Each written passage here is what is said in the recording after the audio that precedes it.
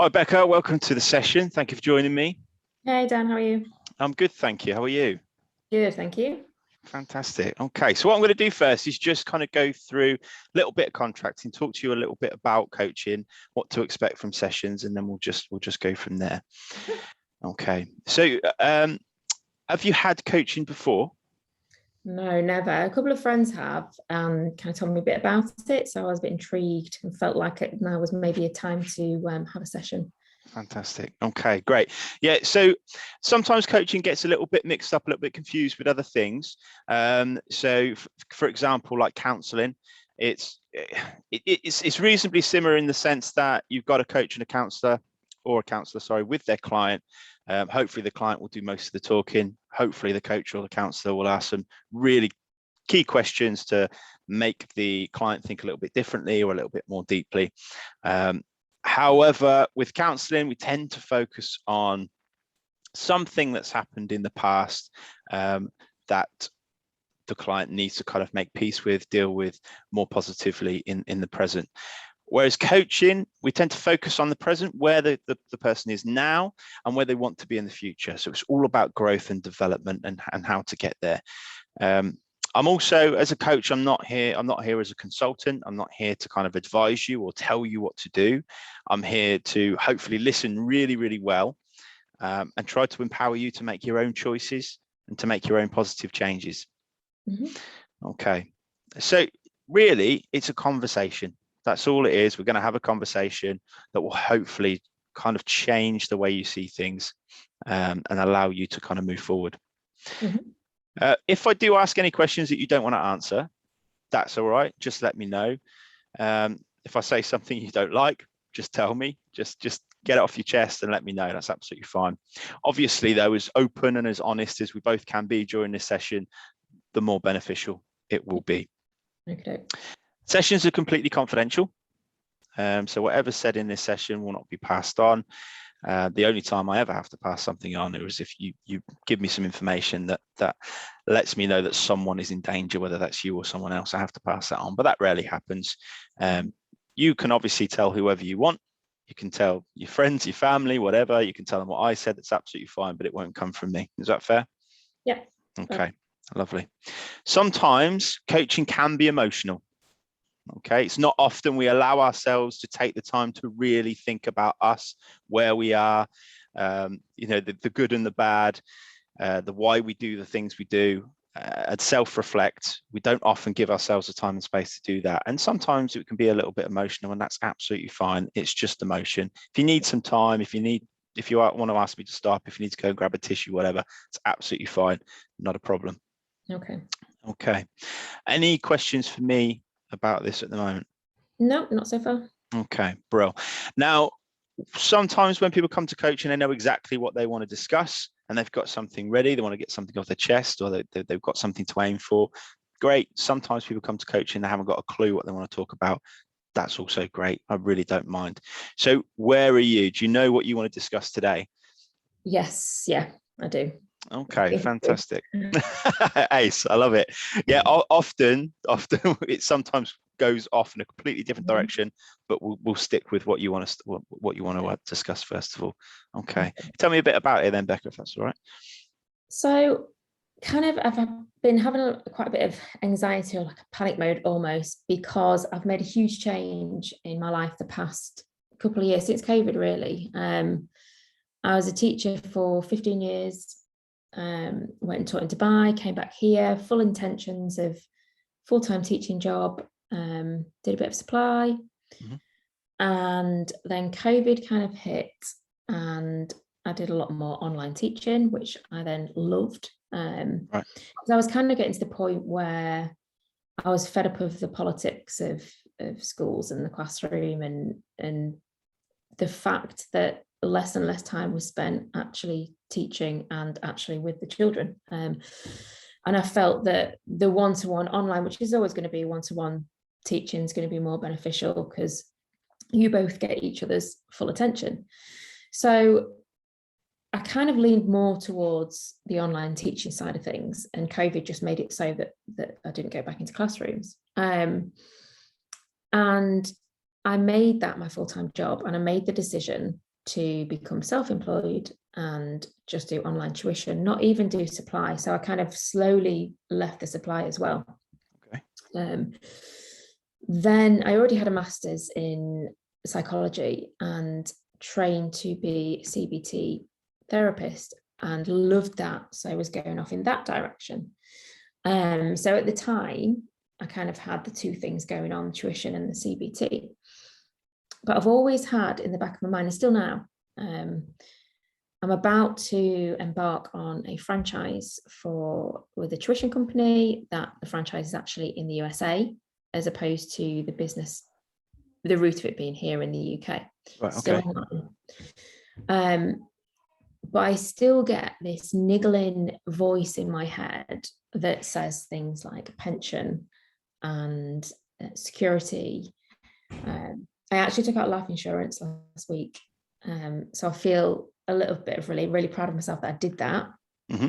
But I still get these voices of, security, and I'm living with my parents, recently sold my car, don't have any assets, which some people would see as a real positive because it's not also a strain. While I am still playing with what I'm doing with my life, basically, I don't have financial pressures.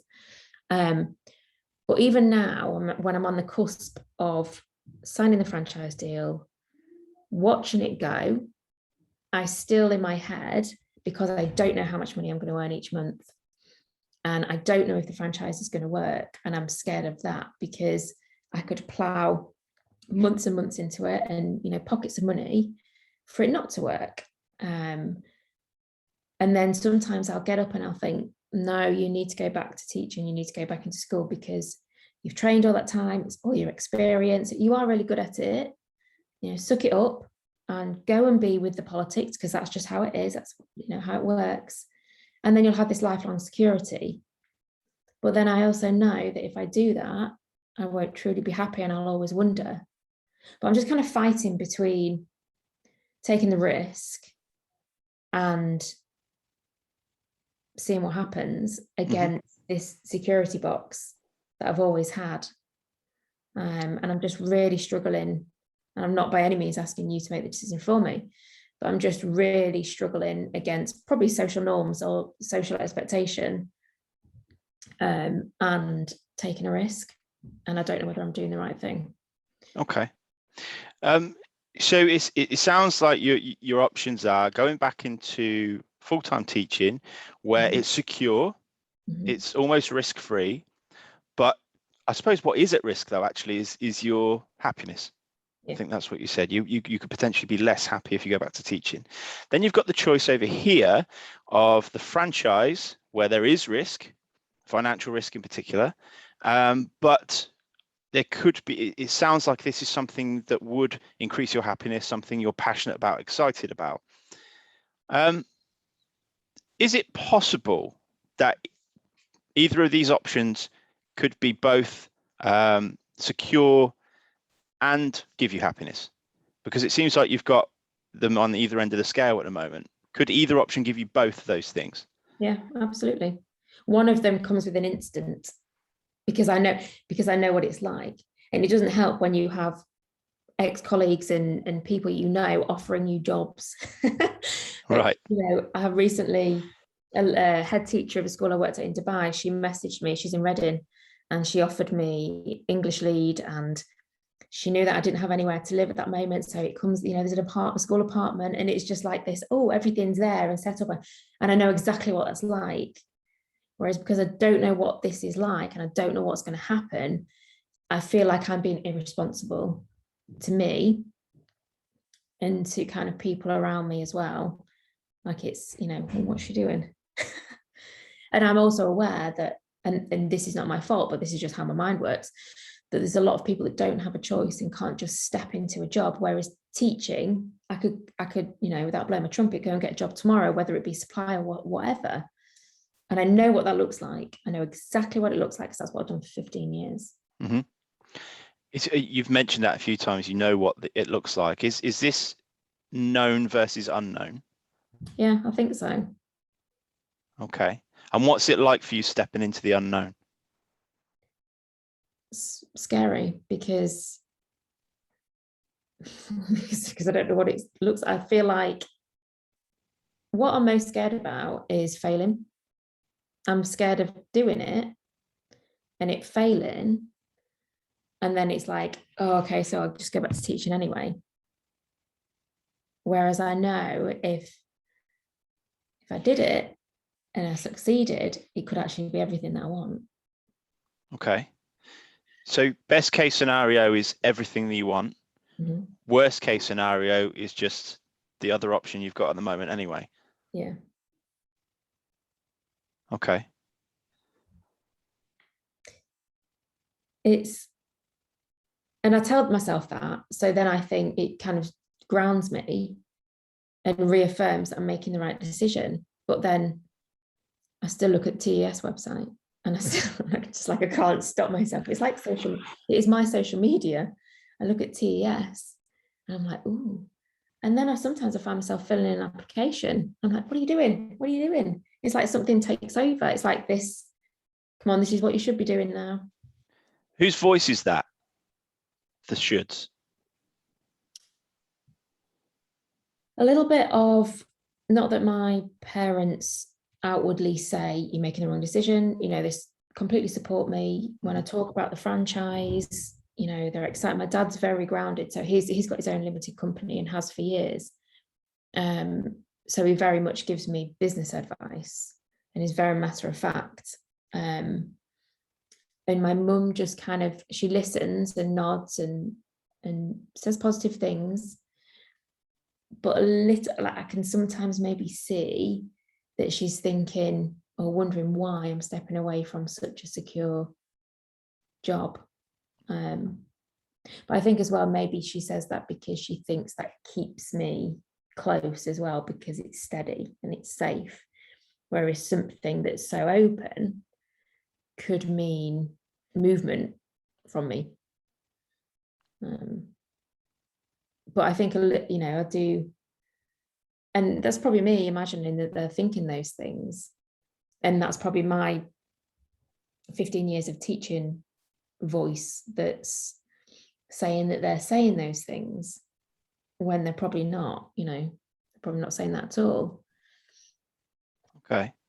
So those shoulds are linked to what you think are potentially your parents' views, maybe particularly your mum's views, but you don't actually know that for sure. Okay. Let's talk about the other side of that then. Let's talk about if you do choose the franchise and you go in that direction. You said what if it fails, but what if it succeeds? What does life look like for you if this is a success, if this works out?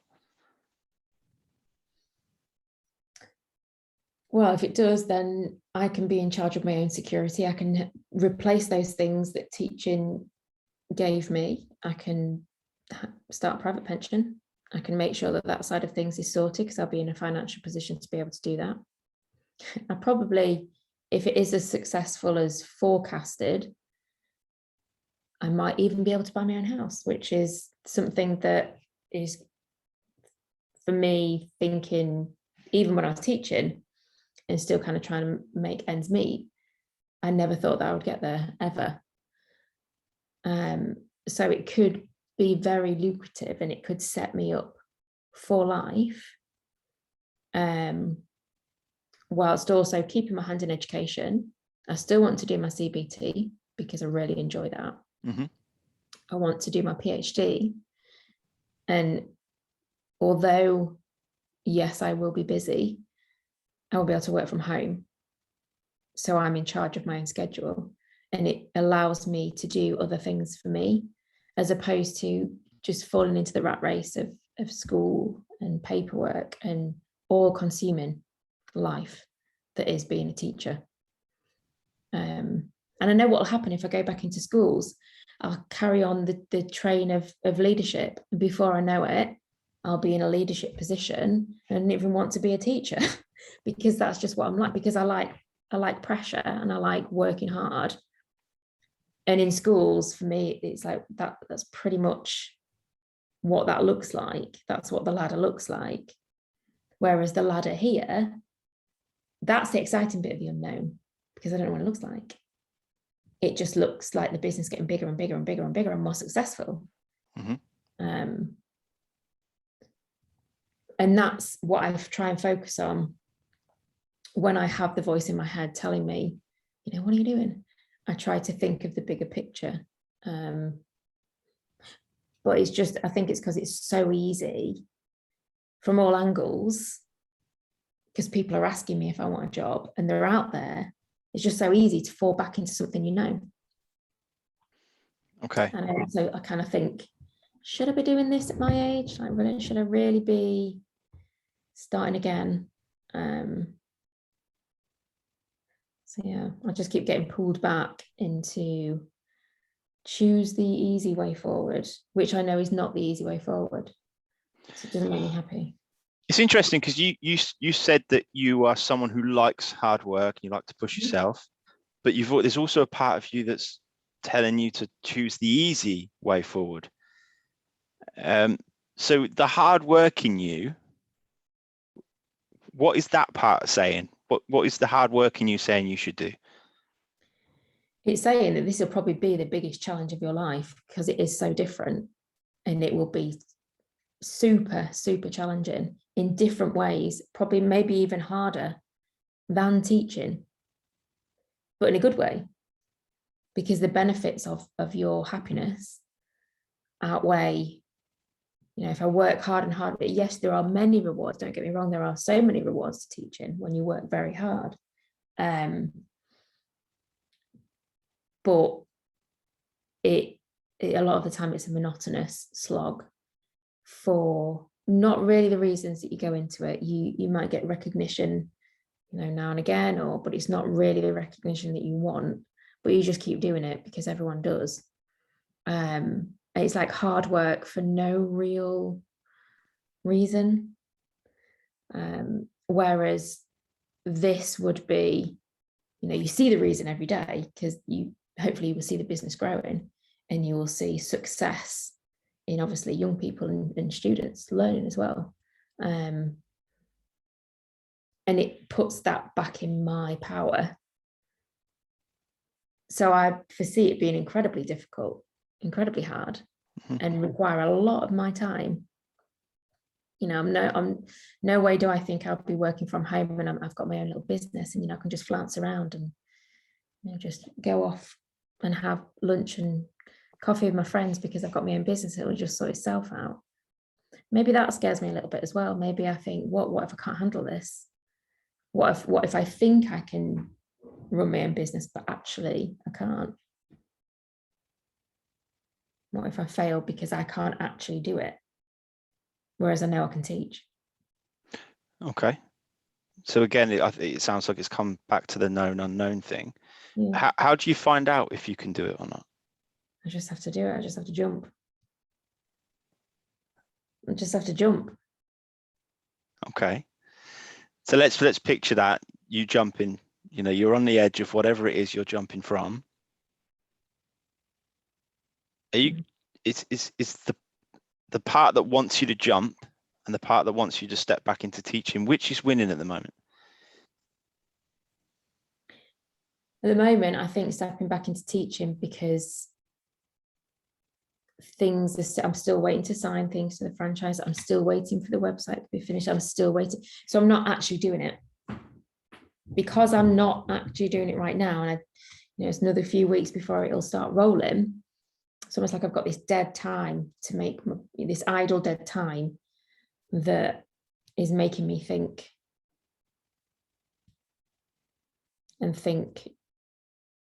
more about the negative associations with jumping, whereas I'm not really going to know until it happens. Okay, so are you almost overthinking things because you can't jump at the moment, because it's not possible to jump at the moment? I think so.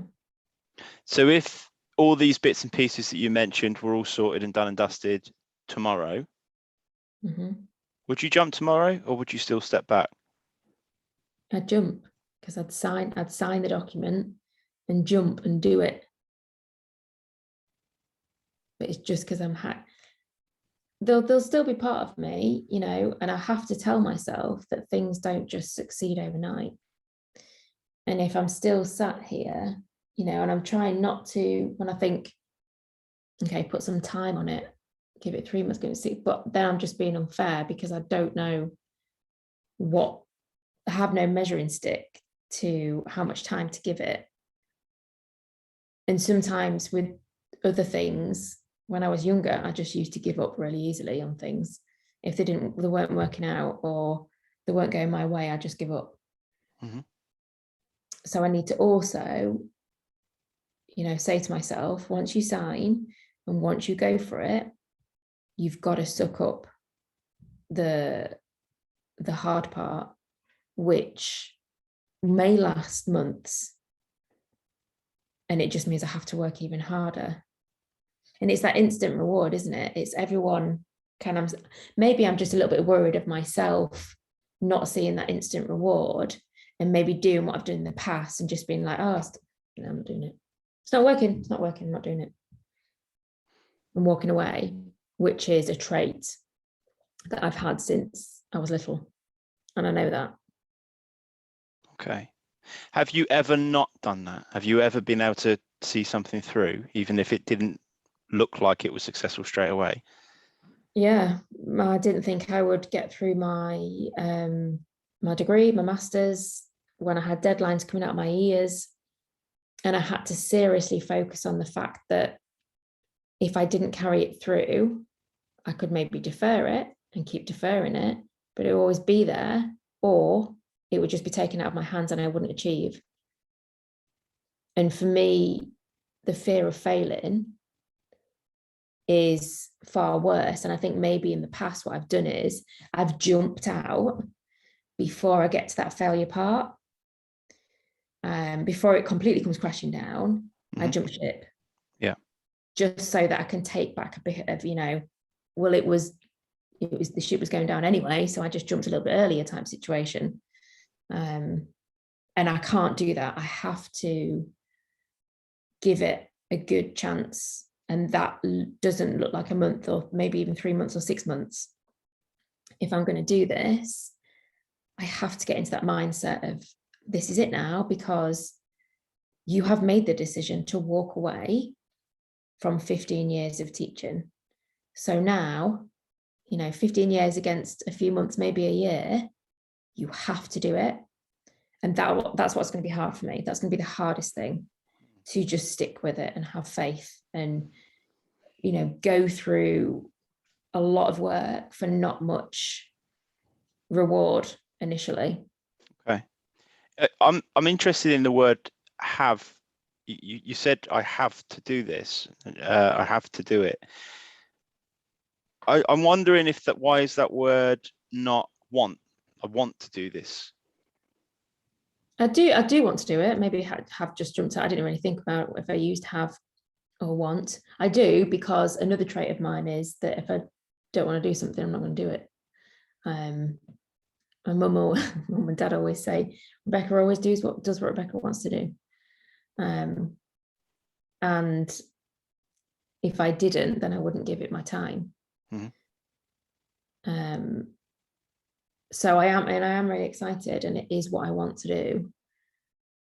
I'm just really worried that I'll fail and let myself down and let other people down. Not that anybody's expecting anything from me, because nobody is, but it's just that starting again and starting again and starting again. Okay. If you remove that fear of failure, if you had a magic wand, you can make it disappear. How would you approach this project? I just let it happen. Just let it unfold. Take day by day. Have to take, you know, roll with the punches. Get back on the horse and accept that for every kind of slow month, there's going to be more slow months. And just kind of see what happens and let myself see what happens rather than fall into what's comfortable. Because if I was to completely just empty my head of any worries to do with the franchise, I wouldn't even spend any time thinking about teaching, going back into schools and looking on TES, not at all, because it's not what I can categorically tell you right now, 100%. I cannot think of anything that I would. September came around, or just before September, when children were supposed to go back to school. And obviously stationery has been in Superstore since probably June. I've still got a lot of friends that are teachers. And I actually got, when I spoke to them, I got that sinking feeling of going back to school in September. And the only good thing that I could actually bring from it was, you know, sometimes you have a few training days before and you get to wear your own clothes and stuff, and you know, have coffee breaks, and you sit and listen to someone talking about the latest buzzword, but you're just loving it because you sat in your own clothes, and you know, kids aren't there, and aren't schools very different without children? So every part of me does not want to be there. And if I was to accept any position in a school right now, I would straight away be filling myself with dread because I don't want to do it. But it comes with this bubble. Such a safe job. It comes with this bubble of safety. And I think as well, I'm very aware of my age, and I'm thinking, you know, you can't just kick this safety away right now. And that's where the fear of failure comes in, because it's, you know, you have this safety net, and you know, you need to be thinking about these things because you do want to buy your own house. And I feel like these pressures of things like that, you know, I should be thinking about seriously saving to get my own house, but I can't do that right now because I'm about to start a new business. And it maybe, hopefully, will pay off, and I will get that. So I'm kind of worried about those things as well, because I've made that choice to take a risk. I guess some people would think, because you've described that as a safety net, you know, this being able to just go into any teaching job, even supply, is it as a safety net? And so some people may think, what a great opportunity then. Not everyone's got this safety net to start their own business. To those people who think that, I mean, what would you say to them? So you're very lucky.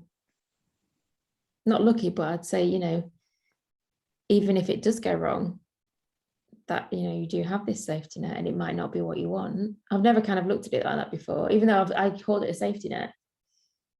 I've never looked at it as literally that, in that if this does go wrong, I still have that. No one's going to take that away from me, I suppose. And if I have to go back into it for a period of time, then I have that. I think it's maybe I'm putting, okay, this is your last chance, this is all or nothing type situation, which is maybe not the right way to think of it, because that's outwardly putting pressure on myself from the beginning. You know, if things like that go through my mind of, it's your last chance and to do anything successful, it's your last chance to ever be able to buy a house, because those things are not true. I think it's a lot of it as well is because I've kind of moved around so much, gone to Dubai and lived in Manchester, lived in Liverpool, lived in York. I've just kind of, my things are in storage at the moment, like my whole life is in storage. So I have like this nomadic past of starting again and starting again and starting again.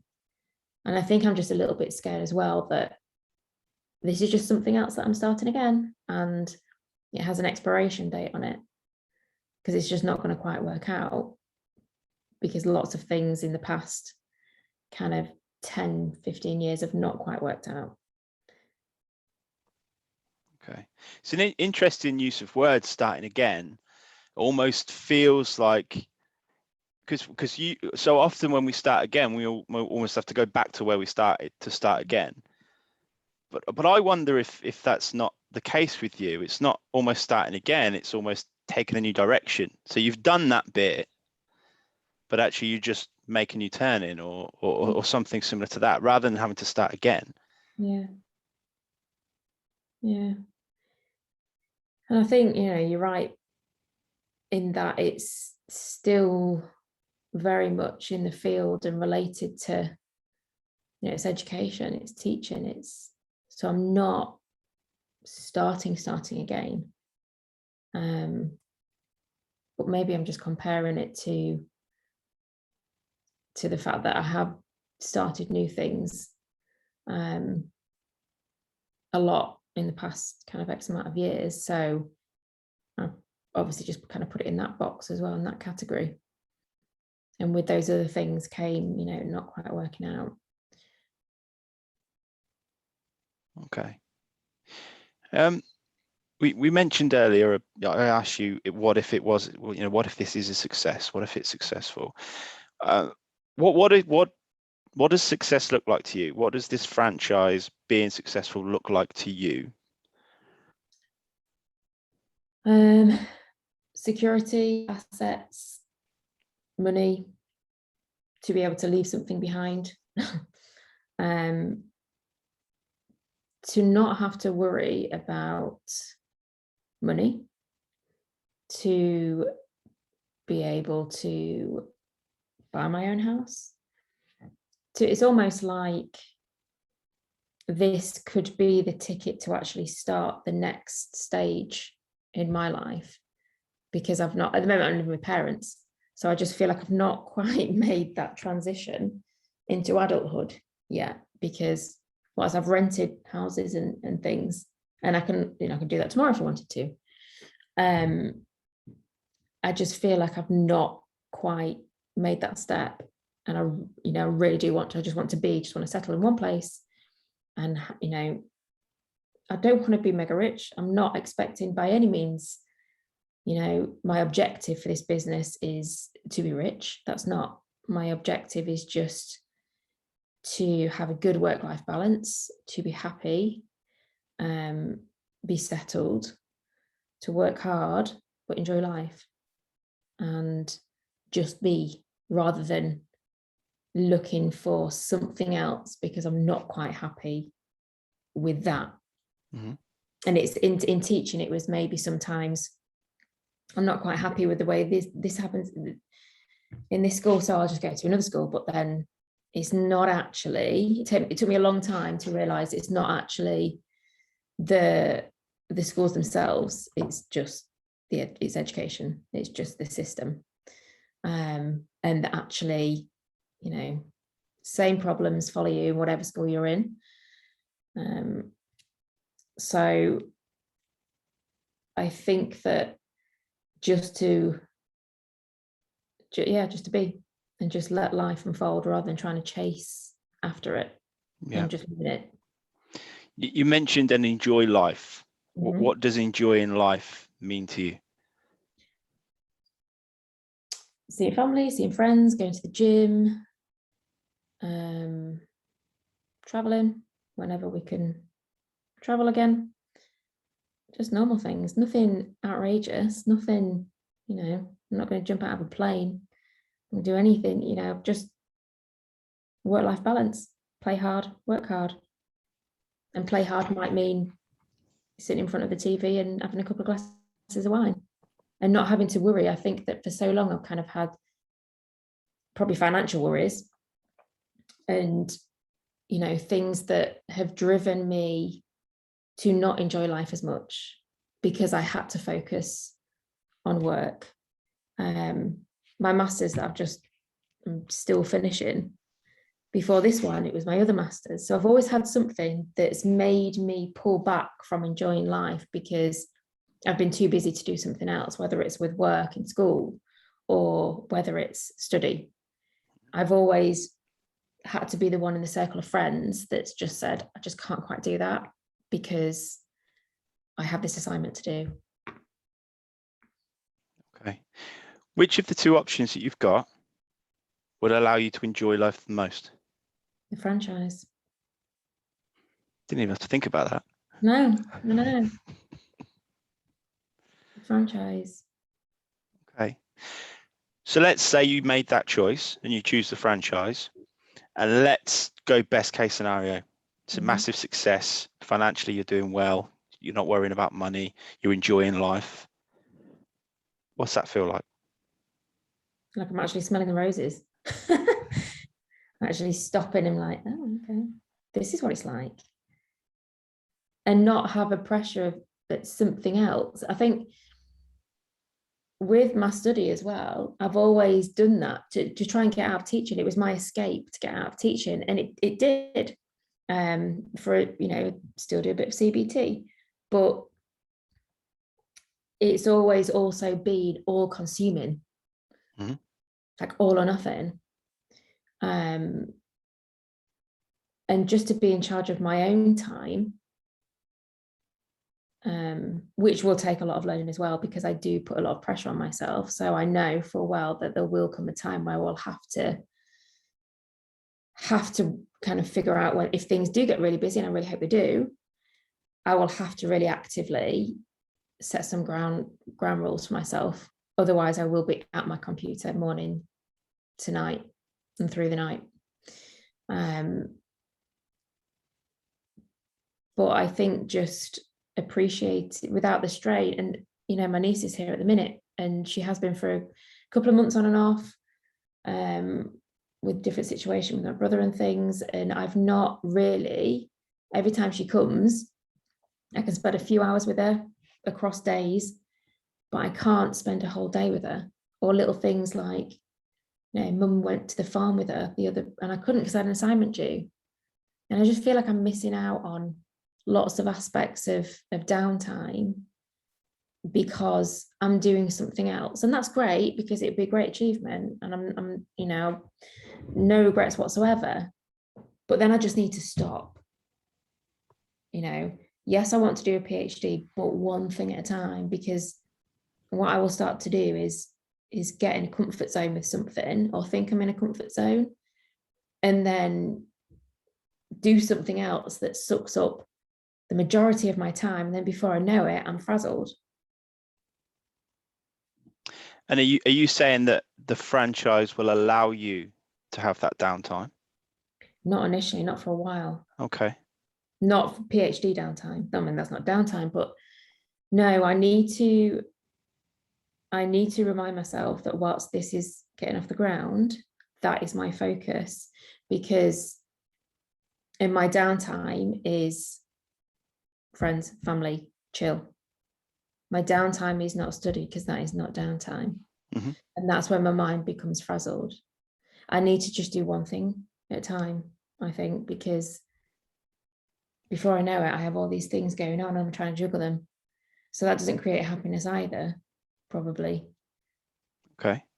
Ace, that links really well, actually, because I was trying to lead on to almost what you're going to do about this, and what's your next steps. And you've just said to me that you want to focus on one thing at a time. So what is the one thing that you want to focus on at the moment? Franchise. Well, what I have to focus on right now is my dissertation, because that's due in 3 weeks. Okay.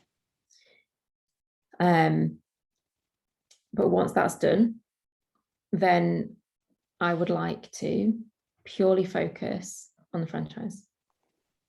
And whilst that's getting off the ground, if it's quiet to start off with, I think I need to kind of remind myself that it's okay to just enjoy life and go for a walk, or, you know, go around to your friends for 5 hours and have a few cups of coffee, because there's nothing that's dragging me back that I have to do, and there's no pressure that I've put on myself. And not see it as, oh, I've got this dead time, oh my God, what do I do? Because I can't spend all of my time doing those things like going for coffee with friends, because it drives me insane. And that's when the brain side of me will say, okay, do something. Oh, do a PhD. I'm just going to do a PhD. Why not? And don't fathom, I reckon this is a PhD. Like, it's not just, you know, a couple of hours a week. It's full time. The full time. The clues in the title. So I just need to focus you're right. I need to focus on one thing. And, you know, you asked me what that thing was, and I've just identified it. And that's it, full stop. Okay. And it's the same as teaching when I'm like, oh, but, you know, I'm going to look on TES and I could get it. No, bring it back, bring it back. Right. So almost like the main thing is the main thing. Yeah. So how do you keep that? What do you need to do to ensure that that is your main thing, that is the thing you focus on? I don't know. I need to just do it. Okay. Do it so I'm not thinking about it. Because as soon as I allow myself to think, that's the danger zone. I need to bring, every time I think, oh, but, you know, I could get that job into, nope. Okay.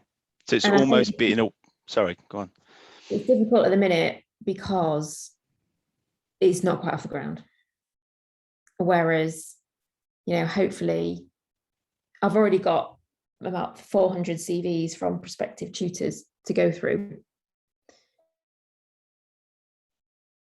And as it starts, I think about it, and I just need to stay focused on that one thing and not let myself think, oh, but if I did that, it's like magpie situation. You see something shiny in the corner, like, oh, if I did that. Okay. So it's almost being aware of when you have those other thoughts to kind of snap out and bring them back to remember my main thing, remember what I'm focusing on right now. Yeah. Okay, cool. How will I know how you're getting on with this?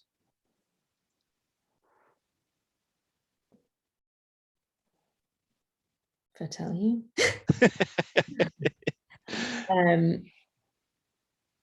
To somehow keep check on myself. Also, you know, if I have any further coaching, that I don't say the exact same things to you, because, you know, that's like saying the same thing and expecting something different to happen. I think I need to formulate, maybe even write it down. I don't know. Write it on paper. I've got out the habit of, you know, having a diary. When you're in school, you have a diary all the time. You have a checklist all the time. And I do love a checklist.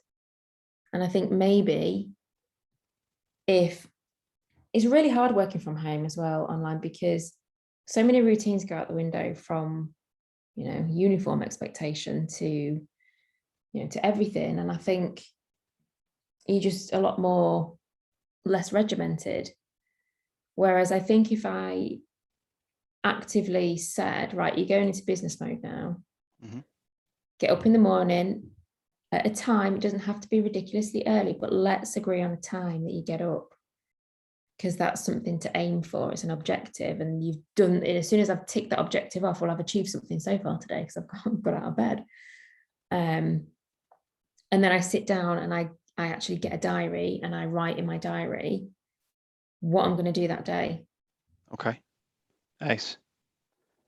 Yeah, no, that sounds brilliant, Becca. So you know what you're focusing on. You know something that you could make a change quite quickly. You know, giving yourself a checklist, a daily checklist, and that allows you to see the progress and ensures you keep on track. We're gonna have to wrap it up now, if that's all right with you, Becca. But thank you very much for your time. Thank you for your honesty as well, and I hope you found the session beneficial. Yep, I did. Thank you, Dan. Bro, no problem. Thank you.